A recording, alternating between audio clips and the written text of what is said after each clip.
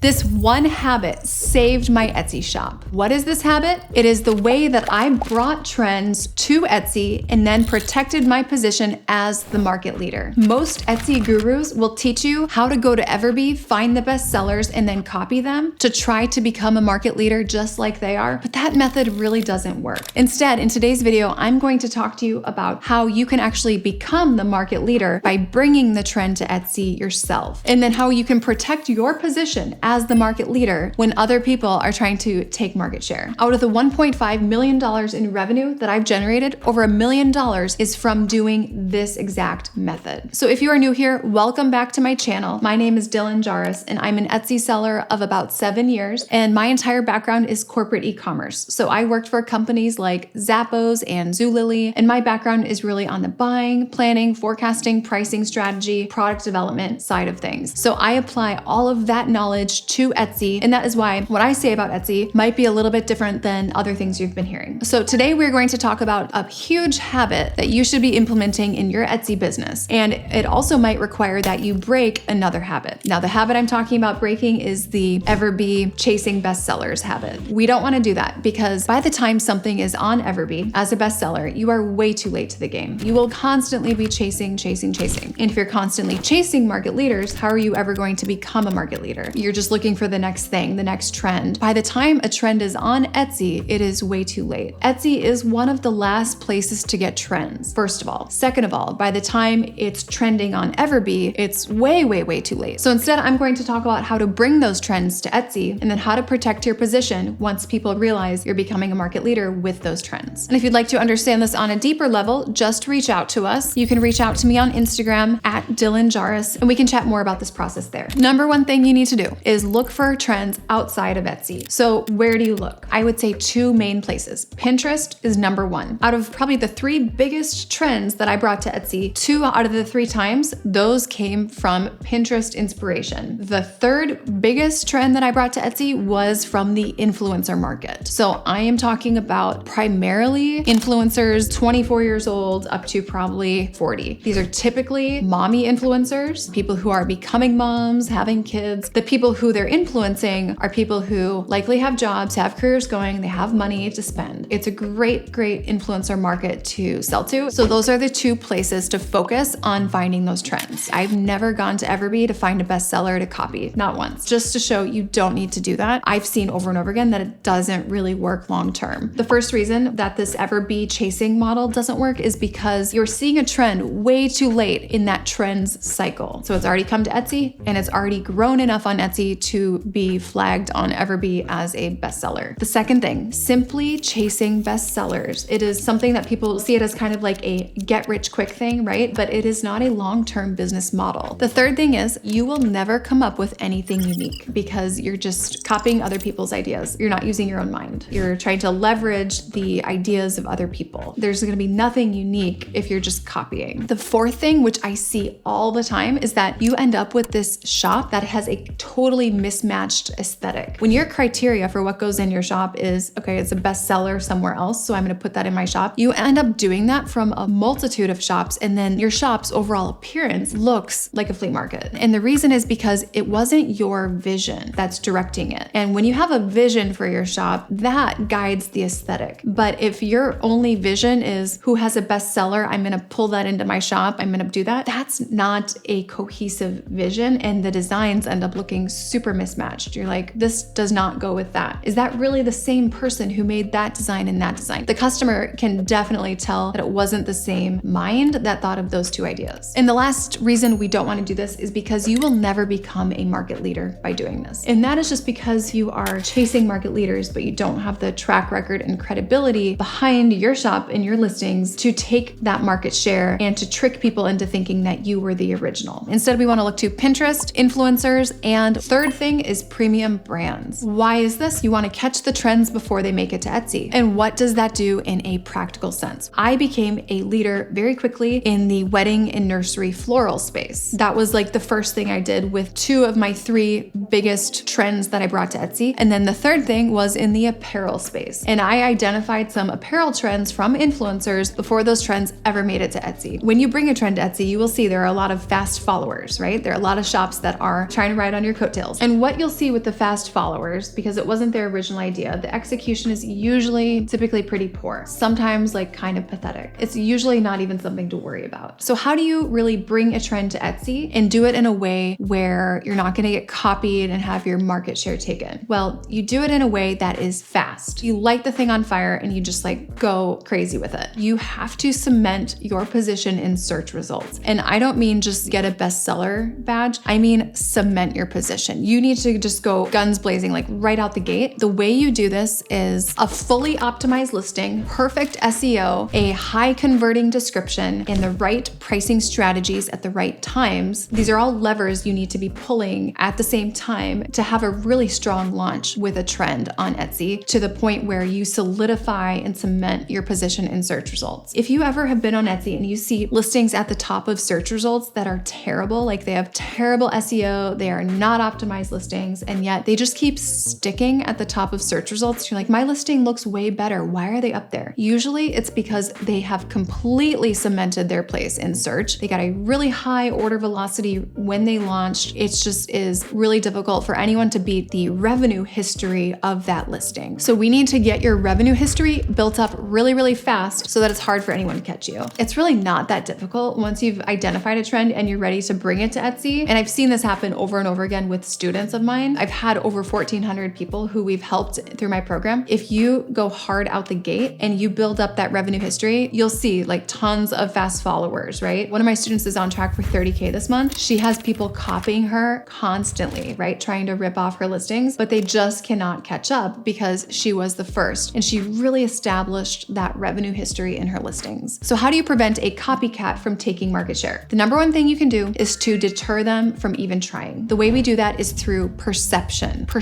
of the challenge it would be. We want them to perceive that it would be near impossible for them to take market share. That's the first line of defense. And typically this works pretty well. Basically, you need your value proposition to be unbeatable. And that is the combination of your listing photo and your price. So you want that to look like an incredible value where when a potential competitor sees that, they see the picture, they see that price, they're like, how is she doing that? I can't compete. Because they're scrolling through looking for opportunities where they could take market share and they know they're gonna have to be a little bit cheaper in order to take market share. If they feel like they can't undercut you in price, there's no way they could even match your pricing, then they usually won't even try. And they'll likely move on and keep looking for an opportunity where they could compete. So the way we protect ourselves is through variations. And the thing is, these sneaky potential copycats, they're not clicking into every single listing and seeing which variation is the cheapest that's lowering the perceived price in search results. They're not going into every listing and looking at your variations. So what you need to have is a variation that is going to lower the perceived starting price point. What you don't want to do, because other shops will recognize this, is having like a $3 sticker in the listing that is a photo of a $50 sweatshirt. They're going to realize, oh, she's doing something weird here. They're going to see right through that. What you should do instead is maybe have a t-shirt variation within that listing that is bringing the starting price point to like $25, right? And the sweatshirt might be $45. Well, that could very well be the price point of someone who's making that sweatshirt themselves at home. The price point and then the item in the listing photo, it's very believable. Competitors will scroll through this, realize they probably can't compete, and they'll move on. But the other thing you want to do to really cement your position in search results is to dominate on social media when you launch these trends. It's going to increase your order velocity way faster than just relying on Etsy alone. You could just let it grow organically on Etsy or even do Etsy ads, but that still requires that the people on Etsy are spotting it as a trend. Social media is much more trend focused than Etsy, and the trends pick up first on social media. Bring them over to your Etsy shop. It will really ramp up your order velocity and your revenue history on that listing. So the ways that I do this are Facebook and Pinterest. Two easiest ways to do this. Now, Facebook works fast. Pinterest is the long game. Facebook is the rapid growth. Pinterest is the longer, more sustainable growth. But Pinterest is worth it because it leads to sustained growth for years and years to come. And I had over 50% of my traffic coming from Pinterest at certain times due to this strategy with trends. There is a lot more to this, to finding trends before they're on Etsy, specifically with Pinterest and influencers. And we didn't even really talk about premium brands right now, but I really recommend trying to build this habit of being a trend setter in the Etsy space. If you're interested in learning more about how to spot the trends trends, how to bring them to Etsy, and how to protect yourself as a market leader with the trends, just leave a comment below. Let us know if you are looking for that type of help and we will reach out to you. All right, we'll see you guys in the next video.